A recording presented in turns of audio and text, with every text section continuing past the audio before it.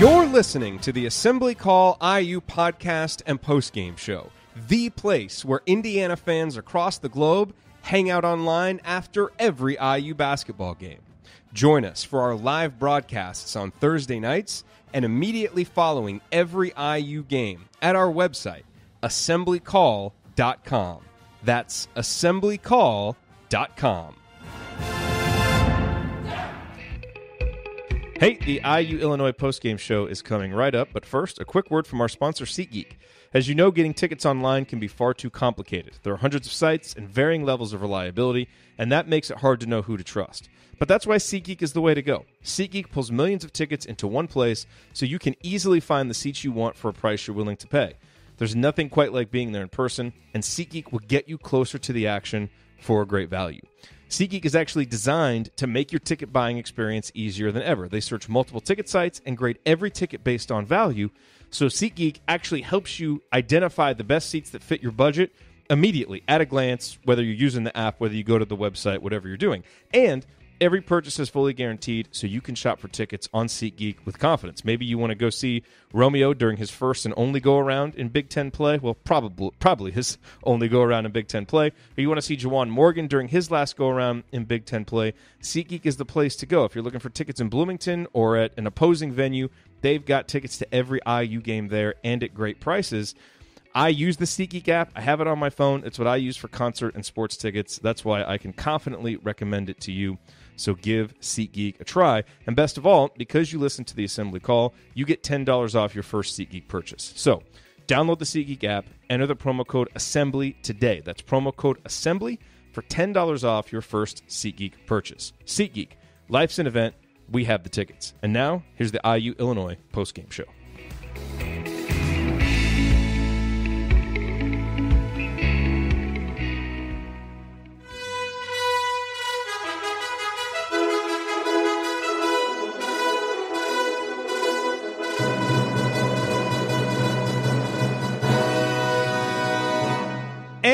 Welcome, Hoosier fans, to another victorious episode of the Assembly Call, as tonight your Indiana Hoosiers defeat the Illinois Fighting Illini 73-65 at Simon Scott Assembly Hall in the resumption of Big Ten play, and the Hoosiers are now 3-0 in the Big Ten. This was a game that didn't start off great for the Hoosiers, another slow start, but they rebounded from that, took control of the game, and were then able to outlast Illinois there late, despite kind of a furious little rally from the Illini. But the Hoosiers made some free throws, did what they needed to do, and got out of here with another Big Ten victory. I am your host, Jerod Morris. I'm here with Andy Bottoms and Ryan Phillips, and we will break it all down for you on this edition of the Assembly Call IU postgame show, which is doubling as this week's edition of Assembly Call Radio, since it is a Thursday night game. And let's proceed now as we start every show, and that is with our Hoosier Proud banner moment. And for tonight's banner moment, I want to take you back to the beginning of the second half. About 16 minutes and 30 seconds to go. Romeo Langford gets the ball, drives into the lane, spins, gets fouled, makes it, hits the free throw. This completed a personal 8-0 run by Romeo to open up the half. In fact, he would score Indiana's first 10 points of the second half. It took the lead, or it was 32-32 at the half. This gave Indiana the 8 to 10 point lead that they would then basically nurse for the rest of the second half.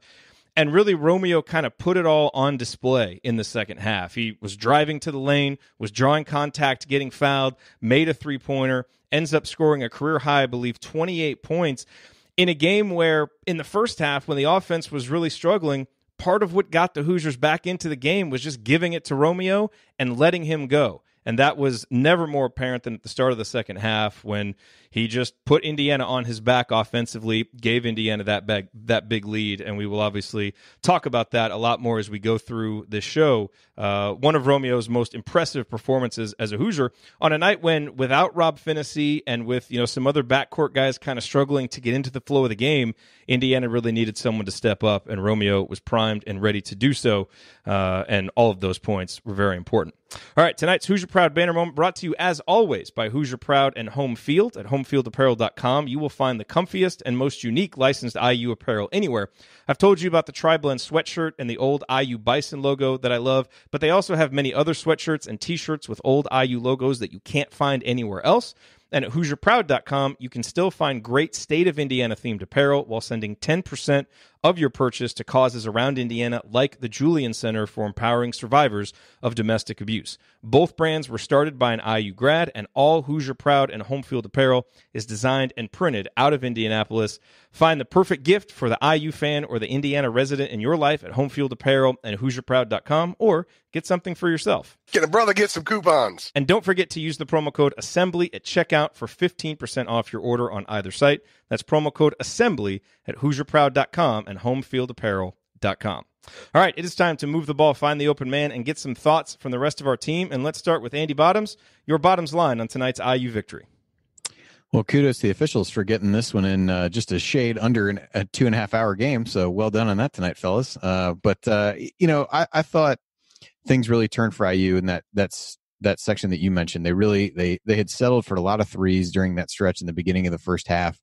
I think Juwan made the first one and they missed 7 in a row or something to that effect. And basically from that point forward, over the last, I think 8:48, I wrote down of the first half, they didn't attempt a 3-pointer and not coincidentally scored, I think like 1.35 points per possession or something like that. And really over a stretch, that end of half stretch and then the beginning of the second half, there was a section of 26 possessions. IU scored 36 points on those 26 possessions, 1.38 points per possession, and Illinois had 13.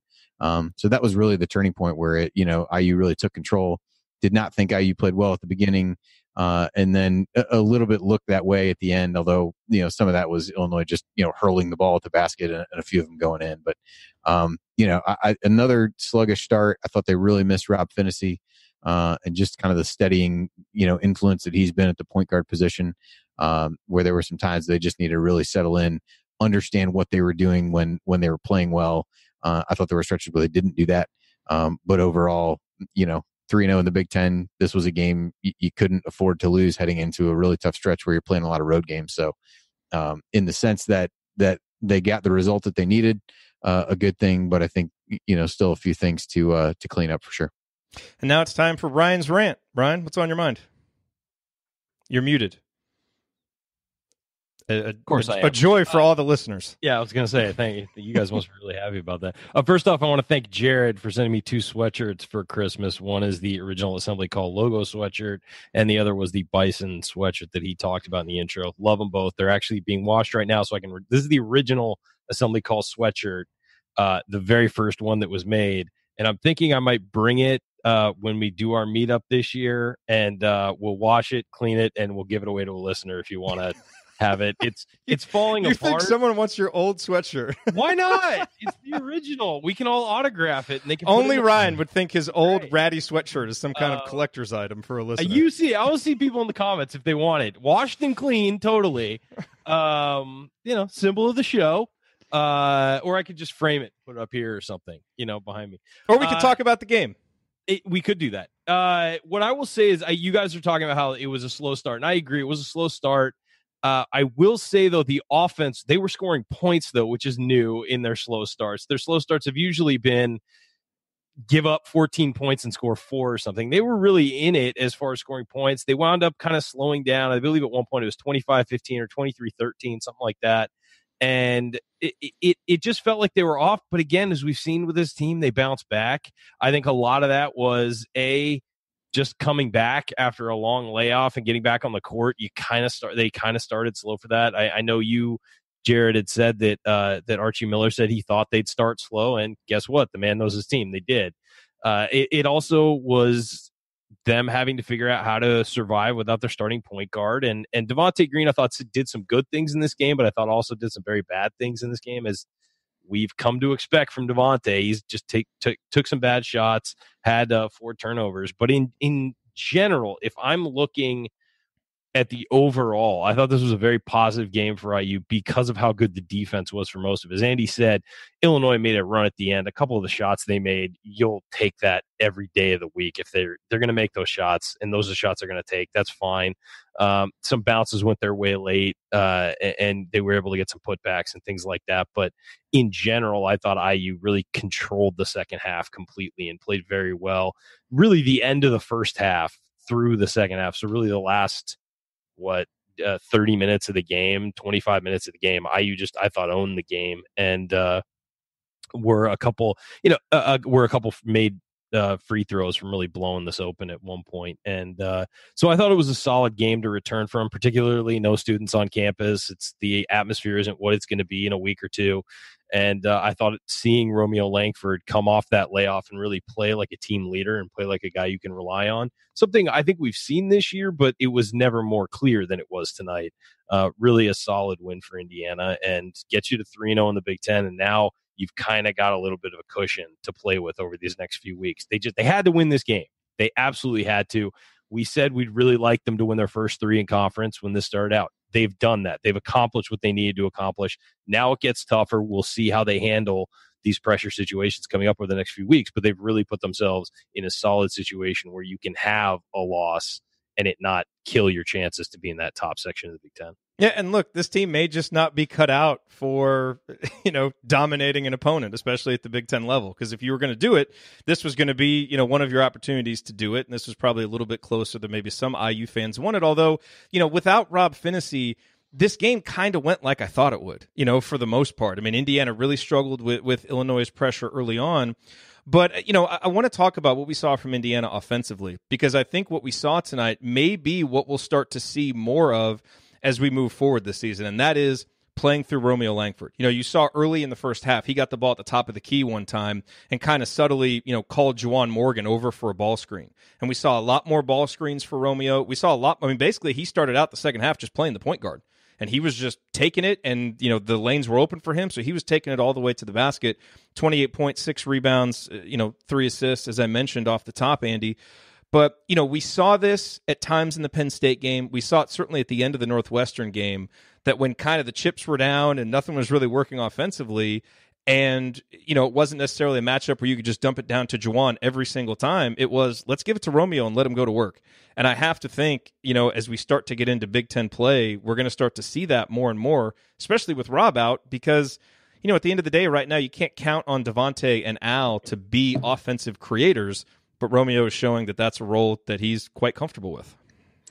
Yeah, I thought that was a big difference coming out of the locker room. You mentioned he scored the first 10 of the second half, and it was really him, kind of facilitating the offense. And, in some ways, he made some passes guys just didn't convert shots on the other end of. So I think his assist total could have been more.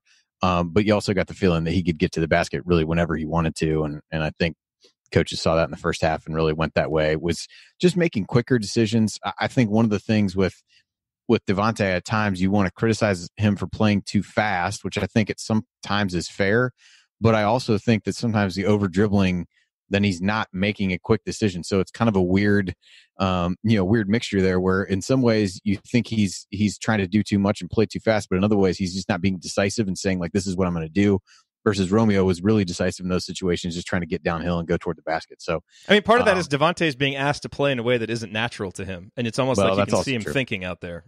Yeah. So I think that's part of it. I think there's some work to do with some of these guys on these ball screens. They're not really using the screens that effectively. They're leaving space for the defenders to really get in between. Maybe that's preventing IU from getting called for 11 moving screen calls in a game, which they had issues with in the past, but. I do think if they're going to do that more, it's something they need to shore up just a little bit so you can actually, use the screen a little bit better. But overall, I thought that was a huge difference and really allowed IU to extend the lead, build the lead and extend the lead early in the second half when they really took control of the game. Yeah, and you look at this matchup coming up that Indiana has against Michigan, which again, without Rob Finney, who's not expected to play, Michigan, one of the best defensive teams in the country. Ryan, as you look at this, did what we saw from Romeo tonight, do you think that we're going to start seeing that more and more with him, kind of running the offense through him? Well, I don't know about 20, if he's going to wind up being as in control as he was in the second half of this one. But I do expect a lot of one-on-one and a lot of pick and roll with him and Juwan Morgan. I expected that from the beginning of the season, but I think that when Rob Finney's in the game, the ball moves a little better than it did tonight. Yeah. And it might be because a guy like Devonte Green, when he's in, is better coming off screens and coming up and receiving the ball and more open. I thought a lot, and maybe this is Illinois' defense and the way they play and the high pressure they kind of put on.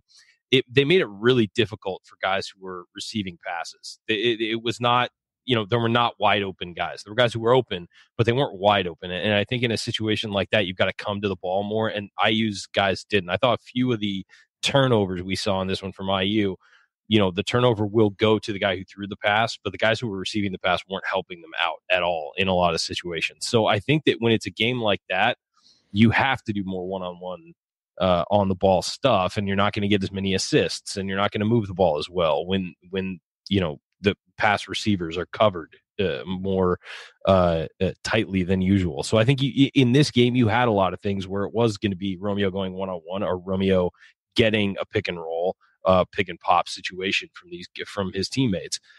I'm not sure that's going to be the game plan for every game. We'll see, but if you've got a guy that's effective driving the ball as Romeo does, you've got to take advantage of that. And the fact that he was 11 of 15 from the free throw line, shot free throws pretty darn well. It tells you that just getting him into the paint, getting him fouled, and getting him touches where he can get into the paint and move and either finish or get fouled, that's going to be a huge part of your offense moving forward no matter what. So while I don't know if we'll see it exactly like this, where it's just sort of Romeo get the ball at the top of the key, somebody go set a screen for him and roll to the hoop, I don't know if that's going to be the plan moving forward. I don't think so. But in certain situations, it has to be. If they're going to guard guys one-on-one like that, you've got to take advantage of the matchups the defense is giving you. And that was an adjustment in the second half that they went with. And they just said, look, we're going to put our best guy, our best on-the-ball scorer in one-on-one situations. How are you going to stop us? And they couldn't. And Illinois just couldn't stop them. And one thing I said early was that Romeo rushed a couple threes early on. And I immediately said, and this was in the first half, I said, that's not his game. He needs to get to the hoop. That's where he is a master at finishing and putting the ball in the hoop. And so I think I'm pretty sure Archie saw the same thing. And in the second half, that's what he did. He just attacked, and that was the right way to approach the game. Yeah, absolutely. All right, let's take a break here. Coming up, as we continue our breakdown of Indiana's victory over Illinois, I will point out tonight's meaningful moment you might have missed, and then we will go inside the numbers to highlight the most important statistical notes from the game. You are listening to the Assembly Call. Stick with us.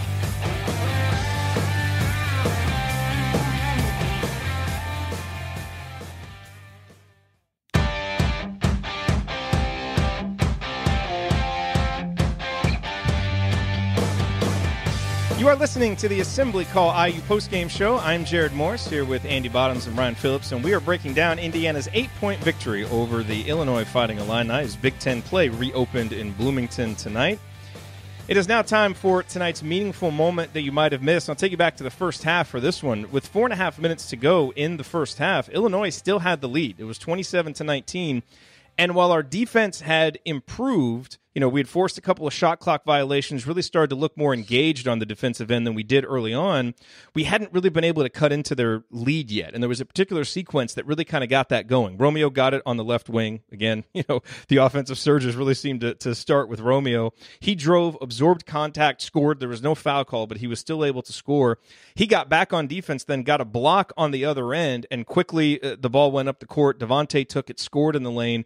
That made it 27-23, and it was 4 really quick points that kind of seemed to, get everybody going again. There was obviously some unease in the arena at that point. You could almost kind of see it on the players a little bit, and I thought that quick scoring stretch right there, Indiana then was obviously able to get it tied by the half and then open up that big lead in the second half. But Andy, as you kind of look back to the first half and what got Indiana out of the doldrums and got them back in control of the game, you mentioned it kind of started with the shot selection, and I thought that sequence, Romeo took it, went to the basket, Devonte Green got it, took it to the basket. Indiana really started to go to the basket more than settling for some of the longer shots that they had been earlier, and that helped to key that turnaround in the first half.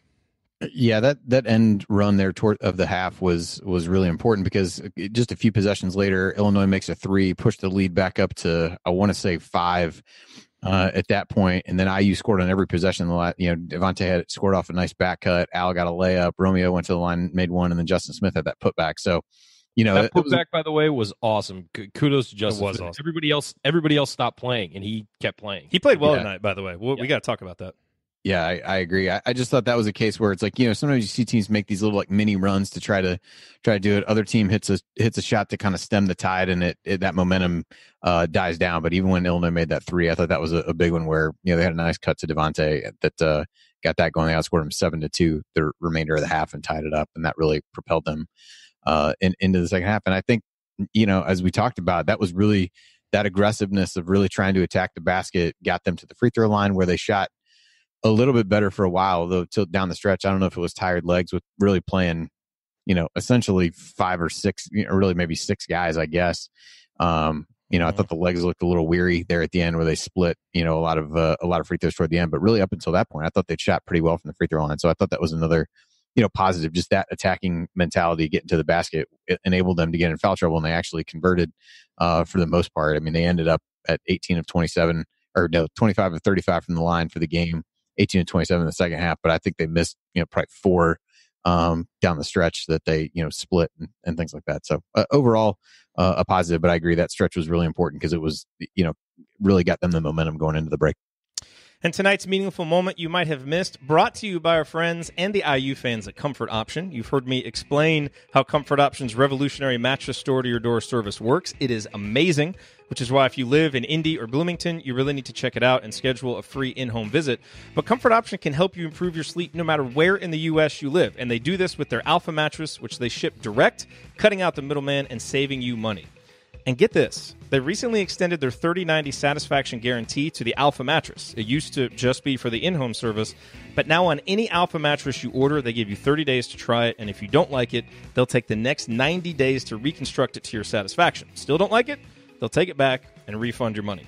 So go to comfortoption.com and either order your Alpha mattress or schedule your in-home mattress store service today.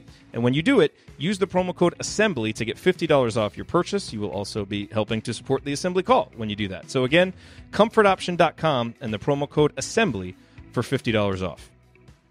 One other, Ryan, moment that really stood out to me is in the second half. Obviously Illinois had kind of, made their little run, and they would get it to 4, kind of get it to 6.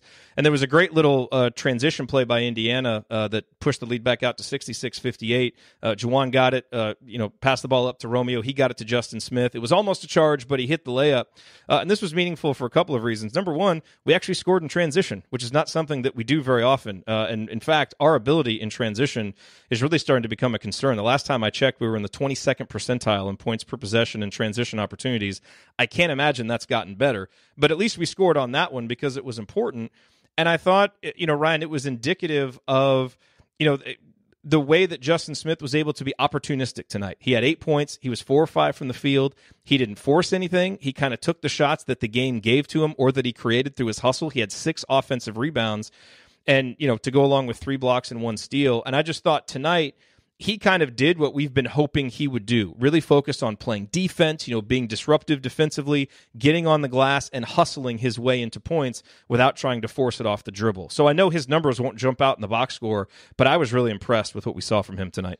And again, with Justin, we're trying to build to something with him, I think. And it's we've got to get him in a position where he's comfortable before you get him in a position where he can excel. And I think that right now he's finding his comfort zone of being the opportunistic guy on offense, as you said, getting rebounds, mucking things up, and then, blocking shots on defense, being right around defenders and everything. And so I think that, again, you want to see more from Justin Smith as the season goes along. But right now it's looked like he's, over the past few games and really past month or so, has really found a comfort zone in this offense and then found a comfort zone defensively, which I think he's had for a while. So, but he's not letting that offense affect his defense anymore, and he's not trying to do too much and jump up to a level where he's got to be the third scorer and all that stuff. No, he's just finding his way in this offense, and I think that that's really important. I thought it was a really good game from him, and I think it's worth noticing or worth mentioning from the stretch you just talked about, the meaningful moment that began that stretch. Illinois had 3 points in like the first 8 minutes of the second half. I mean, the defense was phenomenal for Indiana, and I don't think we can overlook that, what they were able to do. And you're right about transition. That's something that needs to get better. And I think part of that has to do with how, up and down our point guard situation has been this year. And the fact that there's been so many guys out. Well, transition there's a lot of chemistry involved with knowing where guys are going to be, knowing, the timing on passes, knowing who can finish at the rim, all that stuff. And that was completely blown out of the water in early November. So again, it's weird to say it in early January, but these guys are still getting used to playing together in the roles that they're playing together. I mean, Devonte Green was originally supposed to be a starter on this team. That's gone. Now he's back to being a starter. And then you've got Zach McRoberts, who's been in and out of practice. You've got guys like Race Thompson and now Rob Finney who've been in and out of practice. You've got Deron Davis, who is clearly not, I mean, I don't know if he'll be back fully this year, just from what we've seen. They can all affect the game and make positive impacts on the game. But in things like where you're running out in transition, and these are drills you practice 1,000 times in practice, those guys haven't been doing that because they haven't been healthy. And so it's a matter of getting these guys all on the same page. And it's just been such a tough thing. And I don't envy what Archie Miller and his coaches have had to do, because they've been playing with a skeleton crew for, it seems like, 2 months now. And so that kind of stuff, there's really nothing you can do about it. Guys get injured. But when it's your key players being consistently injured and guys you were really relying on, that's a problem. Transition offense, a lot like hosting a live postgame show. You need the chemistry to do it. You need the chemistry. So let's go inside the numbers, Andy. Actually, before that, I've got to give some kudos to Highflyer2X in the chat mob, who said Romeo was the comfort option tonight. And that's just a great way to weave in an interesting point from the game with a sponsor mention. So kudos to you. We might have to create a new segment. Why are you getting paid to host this show? He clearly had the best line. I'm feeling Romeo is going to be the comfort option a lot this year. So let's go inside the numbers. And Ryan, to your point, I just saw this pop up on Twitter. So kudos to Alex Rue from the Big Ten Network. Indiana forced 21 turnovers and 6 shot clock violations in the win over Illinois tonight. The shot clock stat is a Hoosier record. And the defensive turnaround really got going with a couple of shot clock violations. Like that. And how many times also, you talk about the 6 shot clock violations, which were fantastic, but how many times was Illinois late in the clock and had to force a shot up that didn't, that maybe hit the back of the rim or was a terrible shot? I mean, so there were probably about 10 possessions where they got him right up against the clock, if not more. And that was really impressive from the defense. When this team really locks in defensively, they are absolute dynamite. I think the one issue that's holding them back from being an elite defense is we can play that way for about 25, 30 minutes a game. We haven't yet unlocked being able to do it for 40 minutes. A lot of times we'll struggle out of the gate and we'll have maybe like one stretch in the second half where we relax. We don't quite know how to just put our foot on an opponent's throat defensively, but certainly progress, and those 6 shot clock violations, a huge stat. Andy, what numbers jumped out to you? Yeah, I mean, kind of along the lines defensively, I'll start with that. 5 blocks, 13 steals over the course of the game for IU, so I thought those were really important. The points off turnovers, IU had 22 points off the 21 turnovers, so I thought that was a positive, even though most of those, as you said, didn't really come in transition. That was certainly a big factor.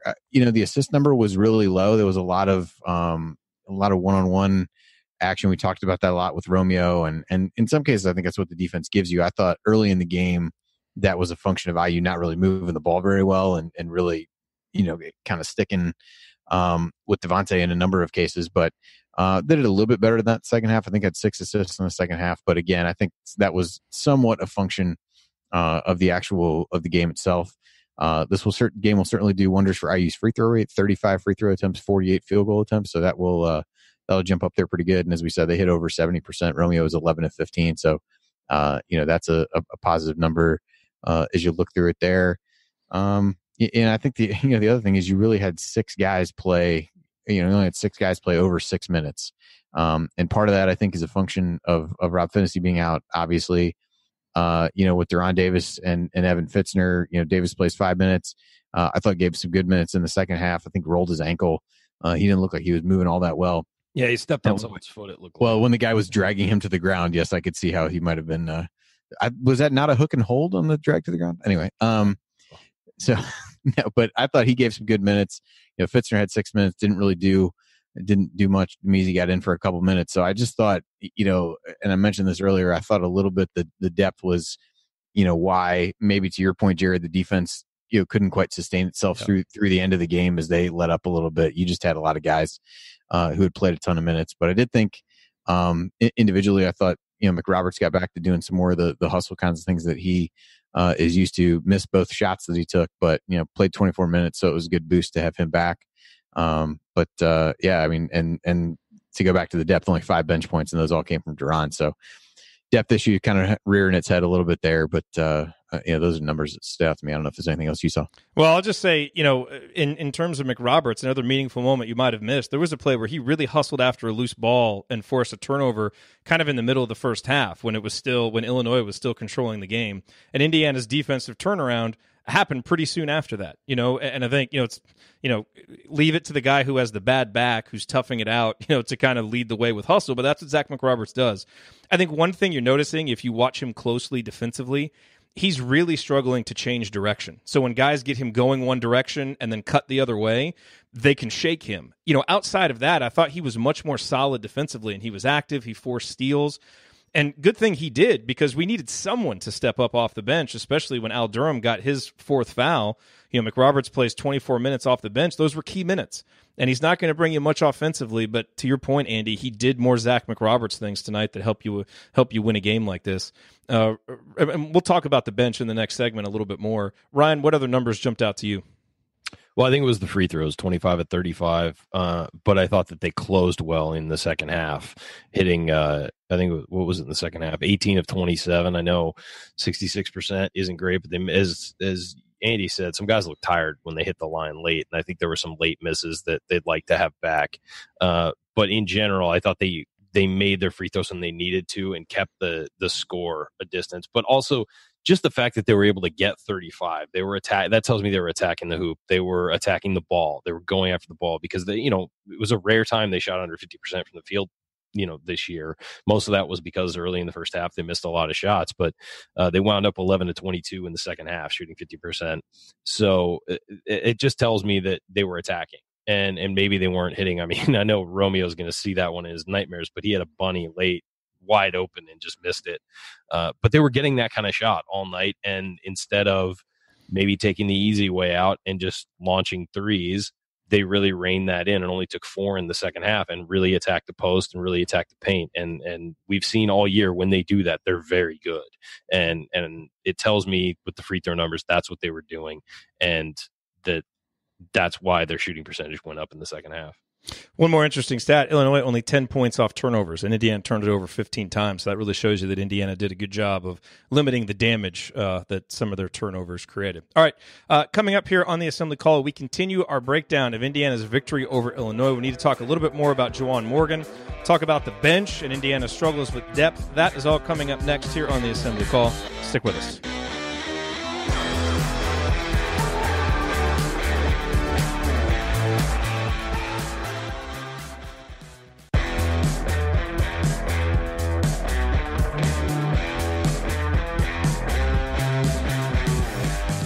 You're listening to the Assembly Call IU postgame show. Catch us live immediately following every IU basketball game, plus every Thursday night at our website, assemblycall.com. And, of course, this edition of the Assembly Call doubling as a postgame show and Assembly Call radio, since there was a Thursday night game. And by the way, while you're at our website, assemblycall.com, make sure that you sign up for our free IU Hoops email newsletter. Over 6,000 of your fellow IU fans are subscribed, and it will make you a smarter and more well-informed IU basketball fan. I'm Jerod Morris, here with Andy Bottoms and Brian Phillips, and we are breaking down Indiana's 8-point victory over Illinois. So, Ryan, let's talk a little bit about the depth. One of the things coming into the season that we talked about was how deep this roster would be. And isn't it ironic that here we are at the start of Big Ten play, and depth is probably one of the biggest issues for this team. And there are two reasons for that. The first one is obvious. Just injuries. I mean, Rob Finney's out. Jerome Hunter and Race Thompson, two guys who, they've just been out for so long now. It's kind of easy to forget about them, but they were supposed to be rotation players. You've got Zach McRoberts, who's hobbled, Deron Davis. Every time he falls to the ground, the poor guy, it looks like he's got another serious injury. Part of that maybe is just, fear on his part that, that he's hurt again. But, and then you see Juwan Morgan get hurt tonight and have to, step out, and your whole season flashes before your eyes. But the other thing is, Indiana's not getting bench contributions from some guys that you need to. Evan Fitzner is a guy that we were counting on more from, certainly at this point in the season. And, while Demezy Anderson, not a lot was expected of him at the beginning of the year, he's earned enough time now that you would expect a little bit more, and in a game like this, he's going to struggle a little bit. But at some point, it's great that Indiana is able to win a game like this with guys playing so many minutes. But I think that was a great point, Andy, that you made, that you can't expect elite level defense from guys maybe when they're playing 36, 37, 38 minutes and having to carry such a heavy load offensively. So what can Indiana do besides the obvious of just get healthy to find a little bit more stability with their bench, with their depth? I mean, that's what it's got to be. It's get healthy, because if you look at their bench has the next guys off the bench all year have been Clifton Moore and Jake Forrester, who are big guys. Where they need the help is a guard. And that's where Rob Finney has been to be the guy that helps you. Oh, and Jake Forrester was in a boot tonight, by the way. Oh, just well, more. Just another. I don't see why he wouldn't be. See, somebody really in West Lafayette really needs to ease up on the Indiana voodoo doll they've got. Just ease up for a week, please. Just let us get back to normal. Don't give them that much credit. I'm just saying, but no, I just it is. It's just that there's really nothing they can do because the depth they have isn't at the right spots unless you're going to go out and play VJ Blackman. I mean, the spots they need help at are the guard spots, and you can keep pushing Deron Davis to get healthier and get into game shape. But as you mentioned, it seems like every game at one point or another, he looks stiff because he fell down weird and looks hobbled. Fitzner, on the other hand, needs to start getting open. He's a guy who can shoot. We know he can shoot. He hasn't shot well lately, but he needs more game experience. And he needs more experience stepping out and making shots. We've seen him do some nice things this year. He needs to get involved. I don't know how to do it, but he needs to get involved, and his teammates need to help get him involved. As for the rest of the bench, I mean, obviously when Rob Finney comes back, that strengthens it because you get Devonte Green as a playmaker on the second unit. But really right now, there is no second unit. It's the first unit with 2 or 3 guys rotating in. So losing Jerome Hunter was a big blow because if you thought you were going to have a 10-man rotation or something like that. But that's just not happening. And as far as Demezy Anderson goes, he's got to be able to move his feet better on defense. He's got to be able to hold his release on his finish, on his shot, and he's got to be able to, move the ball on offense and not just take a shot as soon as he gets the ball, which is a lot of what we've seen from him, is he just catches it and fires a shot. So I would say that these guys just need to get more integrated into the team concept because it doesn't seem like they are. It seems like they're sort of good at working on individual things, but Evan Fitzner's got to be able to pick and pop, and he's got to be able to move without the ball, and he's got to be able to find open spots and not sort of get in people's way when he's out there. You're seeing them use he and Deron Davis a lot together because clearly Deron Davis is the post guy of the two of them, and maybe you can spread the floor and get Davis more touches inside. But they've got to learn to work better together, I think. And as far as Deron Davis goes, every time he's in there, he looks like he can dominate on the post. It's just how many minutes can he actually play? And so I think that that's really important for him to be able to stretch himself out a little bit. And that's something we probably didn't think we needed about 6 weeks ago. Now it looks like they really need that off the bench. They need somebody to go to. And so it's hard to tell a guy who's been injured that it's time for him to, start taking over. But at times he's going to have to in the second half of the season. Andy, let's talk a little bit about the night for Juwan Morgan, obviously coming off his big triple-double. This wasn't a vintage Juwan Morgan performance, 15 points, 10 rebounds, a double-double, pretty good, but only 4 of 9 from the field. So, he wasn't as efficient as you've seen. He didn't have any assists. I mean, there just weren't the opportunities for him to get the ball in the post like you normally see. It just wasn't that kind of game. But the 4 steals, the block. What I thought was really interesting from Juwan is defensively, I didn't think he was great to start out, like all the guys. And he really got abused when, I don't even want to try and pronounce the big guy's name, but when they got him on the block, he really got abused. And look, part of that is, especially early in games, Juwan just isn't going to commit fouls. And we have to live with him giving up some easy baskets to keep him on the floor. Thank the Lord. Yeah, well, but I'll tell you, what I thought Juwan did really well tonight was defend guys who drove into the lane, because he used his body really well, going straight up, but he forced the Illinois guys to jump into him and create the contact, so he didn't get called for fouls, and he had active hands while he was doing it. So, I said 4 steals and a block, but he had plenty more deflections than that. I mean, he was able to be disruptive, and in the times when Indiana's defense was really playing well, I thought, as he usually does, Juwan kind of keyed it, and I thought he did a nice job overall on the glass. So this was obviously a game where Romeo was the star and took over the load offensively. But when Indiana was playing well, Juwan Morgan, I thought, was doing a lot of little things that really helped keep those runs going. You're muted, Andy. Point the mic toward your faces, Ryan says. There you go. Point the mic toward your face and turn it on. Good job. I thought rebounding wise, I mean, he and I think Raftery was mentioning this on the broadcast. I mean, every key rebound down the stretch he got. And I think so the rebounds were timely, if nothing else, been certainly good to see him get a double-double. And I thought in a game where there was a lot of one-on-one play that was really generating offense, I don't know that that's necessarily a game where he's gonna be able to excel. I think some of those games with higher assist totals where other guys are really looking for him, he can create his own shot in some instances, but he really wasn't getting the ball out on the perimeter a lot. And a number of times when Illinois wasn't playing a zone, they basically used the guy who was supposed to be guarding Al Durham and Zach McRoberts and kind of had them just, camp out in the lane or at least hang out and kind of run at Romeo or run at Juwan when they got the ball. So I, at least on a few possessions, noticed that. So I think there wasn't a ton of space for him to operate in down there, but did get to the line a decent number of times. I thought probably, the one sequence where I think he ended up making the basket on maybe his third attempt. I thought he got fouled on maybe all three shots that he took when he was down there. But, I think an overall a solid game for him. It wasn't one, though, where they were able to really set him up as the focal point and dump the ball into him and have him, be the one passing out and creating for others. And I think the low assist total is certainly evidence of that. So, but still solid performance. And really it was, kind of a two-man show for the most part during the game. Ryan, do you have thoughts on Juwan? The key for Juwan, 6 of 8 at the free throw line. He's going to get fouled a lot. And he was 6 of 6 before he got hurt, right? He missed those 2 after he got hurt. And free throws, a lot of it comes from your legs, so that's not surprising. I did notice, has he always done that sideways thing where he turns almost completely sideways at the line? I think that's one of the adjustments he talked about that he made. Yeah. Okay, because it looks completely different. I was just making sure I hadn't missed that all year. But shouldn't the shot doctor know that? Yeah, that's what I'm saying. I was like, I didn't miss that, did I? So that it looks completely different. But whatever you got to adjust and make work here, we're good with it as long as you make a free throw. So 6 of 8 from the free throw line for him, which was big.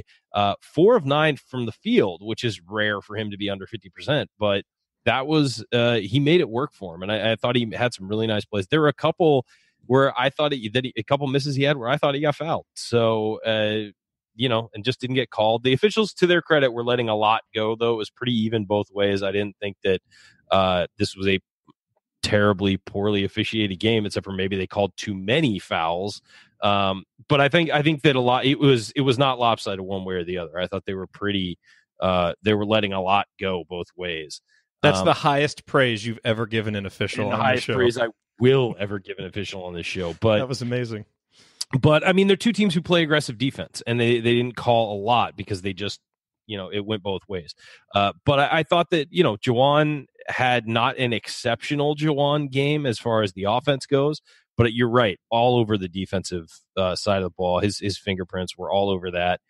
He did a lot of really good hedging on screens and then reversing back to his man in the post. And even early with those post moves, I mean, at some point, if a guy's bigger than you and he has a hook shot like that, there's not really much you can do other than try and establish better position. But Juwan's not going to take that foul early, trying to shove a guy off the block. So I thought that, you just sometimes have to give up those hooks in the lane if a guy's going to get it off over top of you. It's going to happen. There's not really much you can do to defend that. You can not get beat off the dribble from the perimeter, which happened once to Juwan, and I'm sure he's going to be embarrassed about when it comes to film tomorrow. But in general, oh yeah, that was bad. a really he was flat-footed and he was looking for a pass, and the guy drove, and he just he wasn't looking. And but the 10 rebounds were incredibly important late, as Andy said, and it just seemed like every key rebound he was grabbing, and that's what he does, and I think that's what you expect from a guy like that.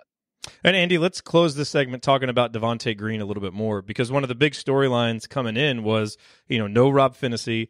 How is Devonte going to handle this pressure? And, 3 assists, but he had the 4 turnovers. I'm not sure that even the 4 turnovers is necessarily indicative of some of the poor decisions. Maybe you combine that with the 8 missed shots, and some, including the airballed layup that he had that was really strange. As we mentioned earlier, got fouled on that, they didn't call it. Well, I don't know. I mean, I am just saying, I'm not defending his shot selection, but on that one, well, there were several of those down there. But suffice it to say, a rough night for Devonte, and as we mentioned, this kind of a matchup that kind of forces him to overthink a little bit, and so anyway, some of the gains that we saw the last couple games didn't translate here. More of kind of the up and down nature. He will have to be much, much better at Michigan, obviously, with Xavier Simpson guarding him for Indiana to have a chance in that game. He's capable of it, but he's going to have to, at some point, he's going to have to try and combine the natural way he plays with playing the way Archie wants to play. And tonight, I thought he just got discombobulated, because it's like when he tried to play that way, he was indecisive, and when he tried to do Devonte things, he wasn't able to convert, and that ended up being overall a pretty poor performance for him tonight. Yeah, I think on the defensive end, I thought he did fine, and I think it was really more on the offensive side of things. So I'll focus there. The first half, he takes 8 shots. The only guy, took more than anybody, and at least twice as many as anybody that wasn't Romeo. Like, that just is not the recipe for him or the team to really be successful. So he reined that in a bit in the second half. There were a couple times that I wrote down about too much dribbling, and there was a couple even in the second half, they had built that 8-point lead. They've got the ball. They hadn't taken a 3 and I don't even know how long, and he took one really early in the shot clock, and then late in the game he took that wild shot in the lane, then turned it over trying to throw it cross court. I'll give him a break for the turnover where there was a 10-second call, because nobody came back to help him out. I mean, at some point you can't retreat dribble anymore, but I don't put that one on him as much as it was that nobody came back for him to really help him out. But I just thought the decision making, as much as anything, was the issue. It's, he's going to take shots, and I think that's fine. But I just thought his shot selection in the first half, and again, just that understanding of this is how this team is going to be successful in this game, just didn't seem to have that very well in the first half. I thought did a little bit better with in the second half. Only took 3 shots, missed all of them. Just some of the turnovers, the decision making there was a concern. And as you said, that becomes, those kinds of things, while challenging against a team that really wants to get out and pressure you, are magnified in a team that is going to be able to capitalize on your mistakes a lot better than Illinois was.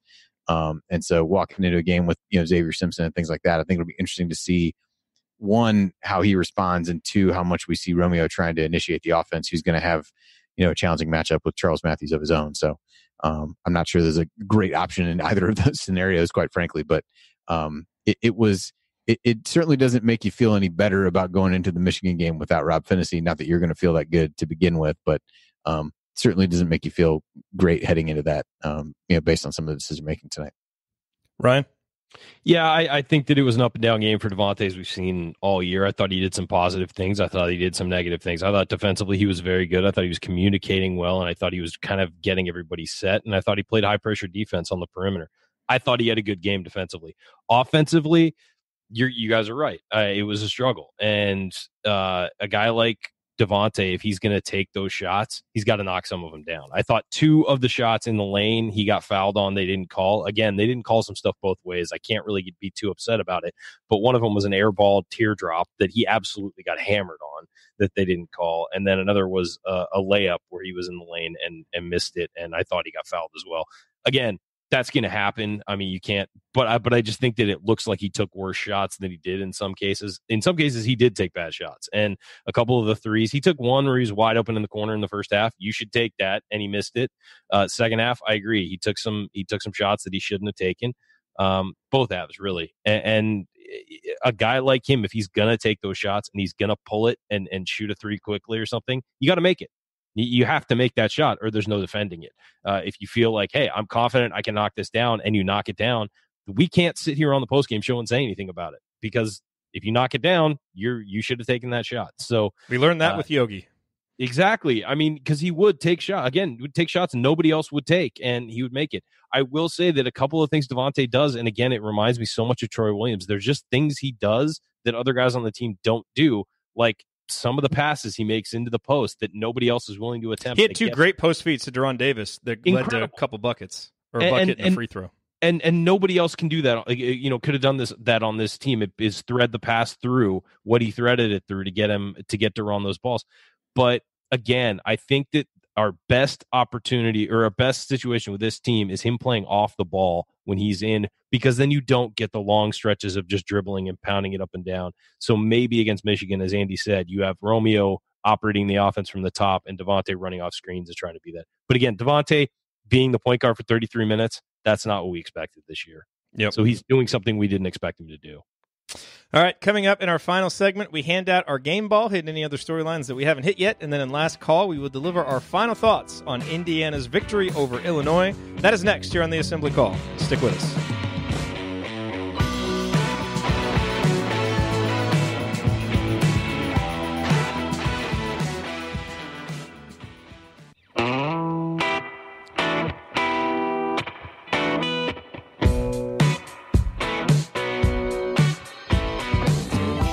You're listening to the Assembly Call IU postgame show. I'm Jerod Morris here with Andy Bottoms and Ryan Phillips, wrapping up our breakdown of Indiana's victory over Illinois. And by the way, if you are listening on the radio, the postgame show is doubling as Assembly Call radio this week, and this segment's probably going to go long, so it'll probably get cut off.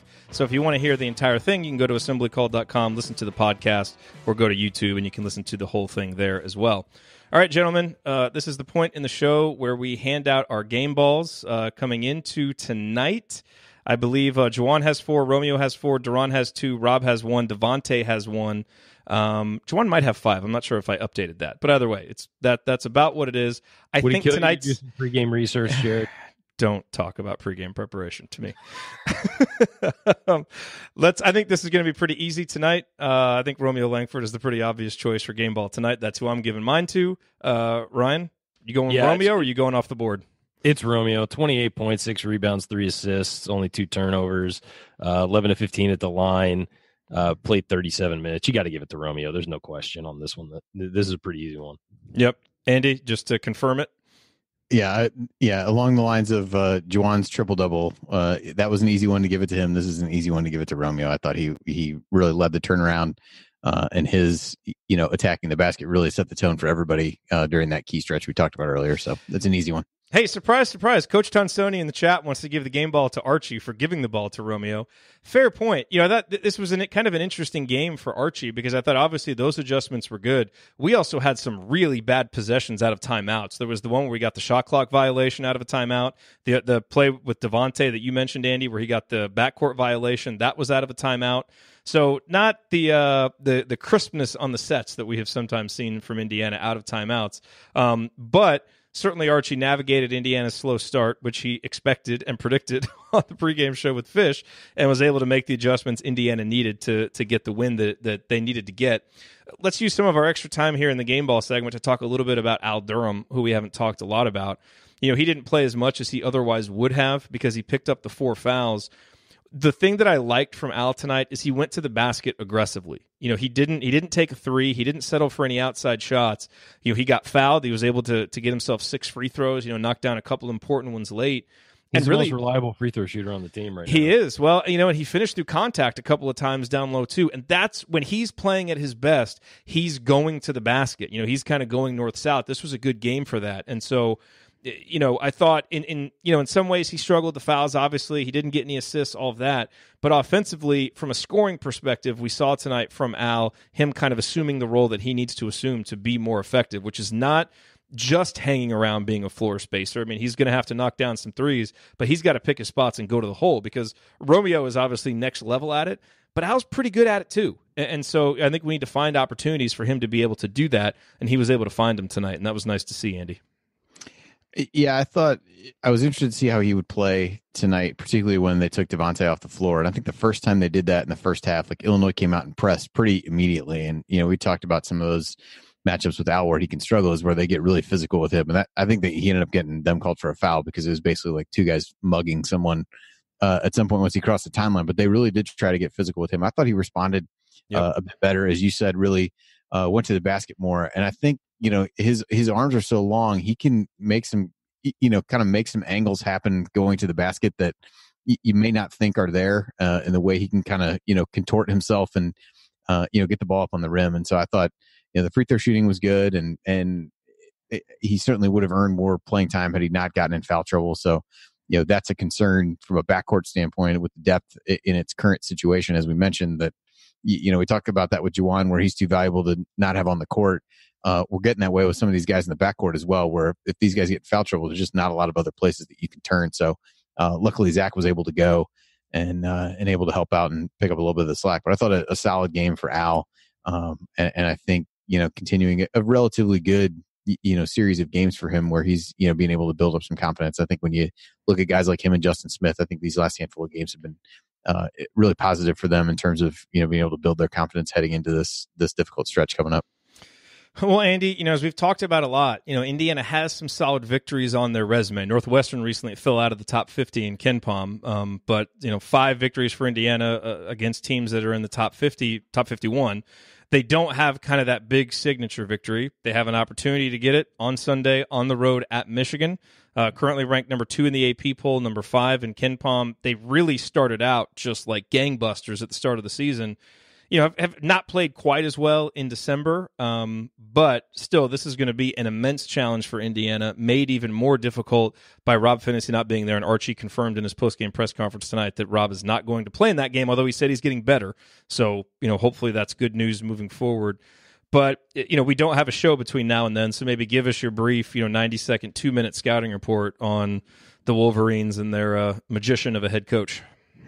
It's just like 2 minutes of me looking in terror into the camera. Is that good, or is that not going to? Okay, are they that good? I mean, I guess that's my question. Like, is this a game where it's like we're just hoping to not get throttled, or is this a game where you go in and play well and you're going to give yourself a shot? Like, how good are they?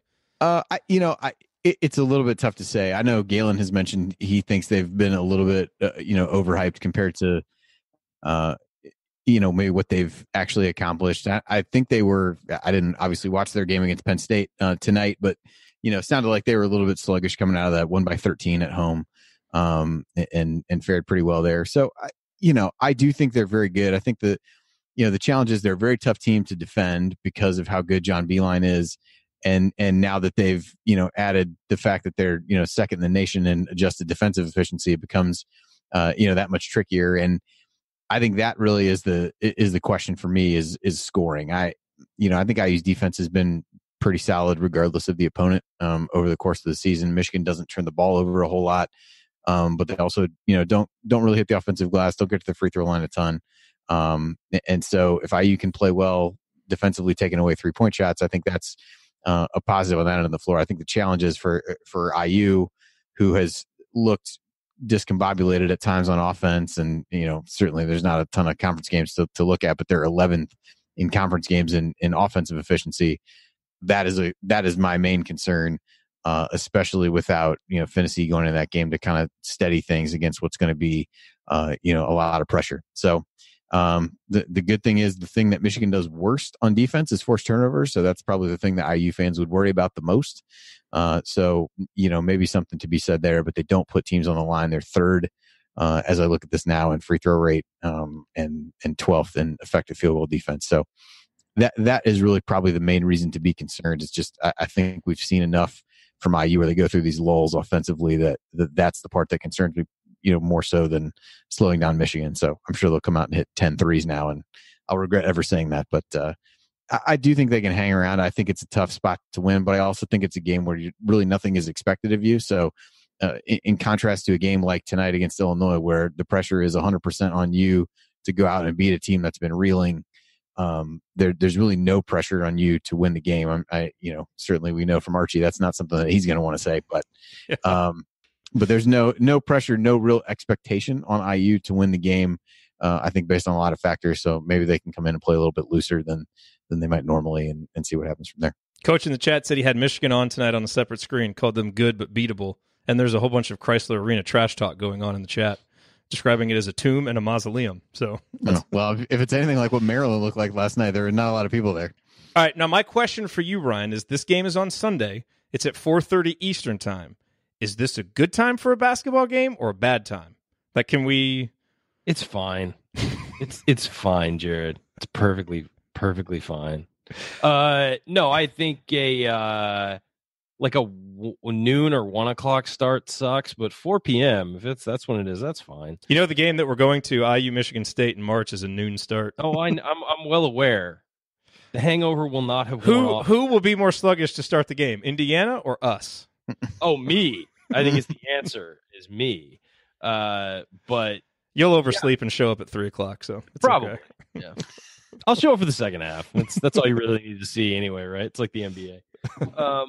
But no, I mean, it's a fine time to play. I don't know. I think the perfect time is like it was tonight, 7 o'clock Eastern, Thursday night, maybe a Wednesday night. Perfect time. That's when people are at their best. That's what I want to see. You're not totally buying on Michigan, are you? Haven't you stated that before on the show?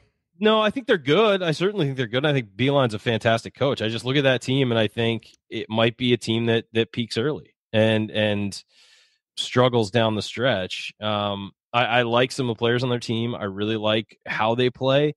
but I just don't feel like they're the world beaters they've looked like. I think that they've really caught some teams on bad nights and have played above their level a lot, which is great. I mean, if you can get your team to do that, but I just don't feel like they're going to be able to get their team to do that all year. So we'll see now if they're in the teeth, digging into the teeth of the Big Ten schedule. We'll see how they go. But I agree. I kind of agree with Coach. Good, but beatable. Jen in the chat, no more AC after dark. It'll be AC after lunch. Perfect. Solid comment. You're listening to the Assembly Call IU postgame show. Remember that because you're an Assembly Call listener, you get 15% off your entire order at HoosierProud.com and at HomefieldApparel.com. So if you want officially licensed IU gear, go to HomefieldApparel.com. And if you want one of our Assembly Call logo t-shirts or one of Hoosier Proud's unique Indiana-inspired designs, visit HoosierProud.com. And on both sites, use the promo code ASSEMBLY at checkout for 15% off your entire order. All right, gentlemen. It is time for last call. Final thoughts on tonight's IU victory over Illinois. Andy, why don't you hit lead off here? Well, this was the last layup, if there was one, to be had for a little while. For the next 5 on the road, things start to get real pretty quickly for this team now, and so the Michigan game will be a test, and I'll be interested to see how they respond. Given the scenario, given that they're going to be without Finney and kind of see what happens there. Did watch some of Maryland last night. I was more impressed with them than I thought I would be watching them play Nebraska. And so, and those are the next two teams up on the schedule after that. So really starts a difficult run. And I think this is certainly not a make or break, set of games for IU, but I think how they're able to navigate these will tell us a lot, even if they don't win many of them. I think will tell us what we can expect when things start to get what at least we perceive to be more favorable down the stretch. So I thought tonight was just a, survive and advance type of game heading into that after the layoff, hopefully work some of the kinks out and go from there. But, I think we're going to learn a lot more over the next couple of weeks about this team than we probably have over the last, 3 to 4 weeks with some easier games and things like that. So I'm interested to see what they can become. Like we feels like we said the whole time, you want to see them get healthy. Whether this team ever is healthy or not, I think at this point it's starting to feel like a pipe dream. But I think interested to see how they navigate this game. Tough environment for Romeo. How does he respond coming off a really good game? And I think it's going to be on him and Juwan to lead, and hopefully the other guys can follow. Justin Smith, Al Durham can play well, build on their strong play of late, and we get some steady play from Devonte. I do think Michigan is beatable for as much as I joked about staring in horror. They're definitely beatable. I don't think they are as explosive offensively as some of the Beeline teams normally would be. So they're not going to be able to, kind of run away from you. You wouldn't think. But it will certainly be a challenge, and I'm interested to see how IU plays now that they've got these 3 Big Ten wins under their belt, which, it is a big deal. We talk about there's no gimmies in the Big Ten at this point this season. So you've got 3 of the 20 out of the way, and you've gotten wins in the games that you really would, earmark as ones that you have to win, need to win, should win. So that to me is a positive. This team's really navigated all of those kinds of games well over the course of the season. So that's positive. And for the next 5 away from the friendly confines of Assembly Hall, and see how IU survives that stretch and go from there. Ryan, your last call on Indiana's victory over Illinois, or your potting shot on Steve Alford as coach at UCLA, since we haven't had a show since then. By the way, what time did he text us, Andy, the night Alford got fired? Like 1:30 in the morning, our time, at wanting to do an emergency show. It was not early. I woke up, I was like, what is this? So what happened that night was I got a text from my UCLA source that said at like 11:30 at night, it said, Alfred's going to be gone in about a half hour. They're working out the buyout. And they've been working on it for a couple hours, but he finally realized it was going to get done. And so I had to stay up all night waiting for the announcement that, waiting for it to come. And finally came by the time I'd written my story and all that other stuff. And then I wrote 5 candidates. So it was a long night for me. I had to write 5 candidates for the UCLA job. And after I was done with all that, I texted these two and said, it was 2:30 a.m. Eastern time. I looked it was something like that. It was, no, actually. So I guess I texted you guys right when I started, because I wound up being up really late that night, West Coast time. But it was, God, I love being right all the time. I do remember that though. A couple years ago when Indiana was doing a coaching search, and there was a large percentage of people who said, bring Steve Alford home. Just not a large. It was a vocal minority. I don't think it was large. Dude, you did not see my mentions then on Twitter. There was well, you know what? I will say that's selection bias. Small. It might be a small bit, but there was a lot of people who were like, you know what? I think that'd be okay, and we're kind of on the fence on it. And we're like, well, he's a really good recruiter, and he's getting all these guys, and he's a terrible coach, and he's always been a terrible coach, and that has played out. And I'm so glad that Indiana did not fall into that trap of go and get the IU guy. No, you go and get the best coach. That's what you do. And they did the right thing. So thank you. Yeah, there you go. You're welcome, Archie. But what I'll say about this game is it's past, as Andy said, and now you're really going to learn about this team. You've got for the next 5 on the road. You've got some tough opponents. This is the toughest stretch in the schedule. I think we'd all agree with that.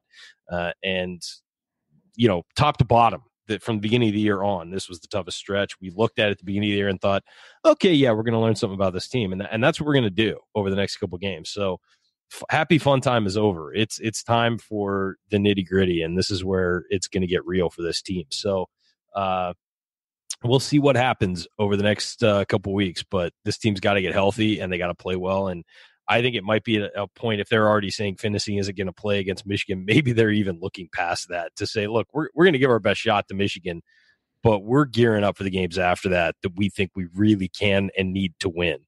And that might be what's going on here. And we'll definitely see what happens. But it's going to be a tough one on Sunday, but we'll be here. It is. We will be here. Join us after that game. I think Coach is going to be making his triumphant return to the assembly call, so that'll be nice. We'll be here. Nice win for Indiana tonight. Obviously, great to see Romeo, step out, score 28 points, set a new career high. Hopefully, that is a harbinger of things to come as he embarks on Big Ten play. Indiana will certainly need it, and hopefully he can do some of that on Sunday against Michigan. All righty, well, that will do it for us on this edition of the Assembly Call IU postgame show. If you want to see us do the show live and be part of the live chat, make sure you subscribe to our YouTube channel, youtube.com/assemblycall. You can also subscribe to our podcast by searching for Assembly Call wherever you listen to podcasts. And don't forget to go to assemblycall.com or text IU to 66866 to join our free email newsletter. Thank you for listening. We will be back after the IU-Michigan game on Sunday to break it all down. Until then, keep your elbows in and your eyes on the rim. Go Hoosiers.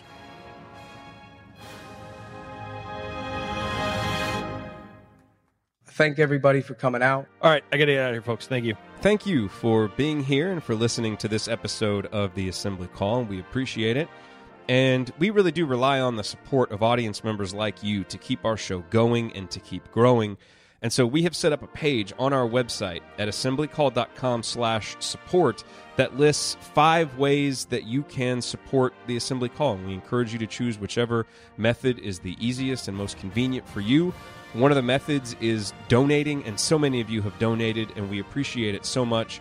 On that page, you can choose a monthly recurring donation or an annual recurring donation or just a one-time donation, whatever works for you. And if you don't want to donate, another way to support the show is you can use our affiliate URLs, iutickets.shop or iustore.shop when you're going to shop for tickets or gear, and we will get paid a small commission when you use those links. But however you support the show, we appreciate it.